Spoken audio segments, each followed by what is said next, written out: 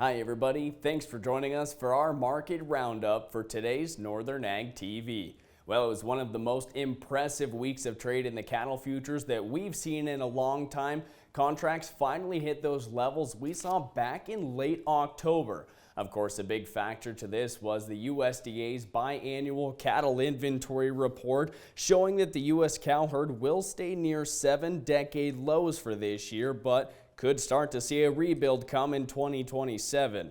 Futures were able to jump triple digits Monday, Tuesday, and Wednesday. Thursday, we did see some pressure on the board come from announcements that packing plant workers could go on strike in Greeley, Colorado at their JBS plant. This did bring pressure to the contracts. However, fundamentals ultimately had the upper hand, and we saw triple-digit gains again on Friday. Cash cattle bids increased again. Live bids coming in $242 at $245. That's $3 to $6 higher this week. Dress bids mostly at $385, $5 to $7 higher. March feeder cattle finished the day up $3.35, now sitting at $367.42. The April contract climbed $2.30 to $362.80.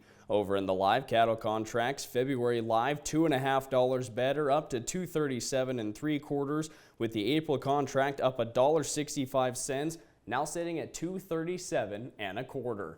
And another big feeder sale this week at Billings Livestock, as those feeder prices were another $2 to $3 a hundred higher. Mid to heavy 3-weight steer calves sold from $605 to $650. Heavy 4-weights $540 to $592, and light 7-weight steers sold at $393 for the average. For the heifers, a strong test of the light 6-weight heifers brought $390 to $423, light 7-weights $354 to $372, and 9-weights bought $3 1/4. A big test of the bred cow market this week for the Blue Ribbon 2 stock cow and bred cow special. March calving bred heifers sold from $4,000 to $5,100. Late calving heifers $3,700 to $4,000. 2 to 4-year-old bred cows $3,900, a top of $5,300, and older bred cows, they even topped $5,000.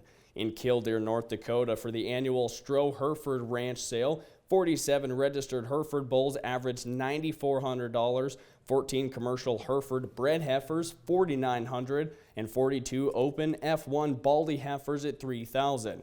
At the 14th annual Durbin Creek Hereford sale in Worland, Wyoming, 103 bulls averaged $9,000, 7 registered open heifers at $5,800, and 172 F1 Baldy open heifers, they averaged $3,350. Now we're going to take a quick break, but we'll come back and take a look at the grain markets right after a word from our sponsor. From the beginning, we've worked closely with farmers. BNSF's ties to the agricultural community go back 175 years. Together, we've innovated to make the U.S. agriculture supply chain one of the most efficient and productive in the world. Our strong relationship powers BNSF still today and helps us move the nation like no one else can. At BNSF, we move the nation for you. Meantime, over in the grain markets, a strong week of trade. We did see kind of quiet fundamental news for the most part. A few announcements did come from the president that sparked a lot of optimism onto the board. President Trump reported last Monday that he will decrease the tariff levels on India, while also reporting that conversations and relationships with China are very strong, indicating they could increase their soybean purchases by another 7 million metric tons. This did spark a lot of optimism onto the board, with soybean contracts jumping over 50 cents this week. Corn futures able to steal some of that positivity and climbed around 5 cents as well. Over in the wheat futures, a steady trade week. Contracts also able to find support from the China trade conversations. Ultimately, on Friday afternoon, traders did decide to partake in some profit taking before the weekend and begin preparations for the world supply and demand report next week that is likely to show an increase in world wheat supplies once again. March KC winter wheat fell 7 pennies down to $5.31. The May contract down 7 at $5.43.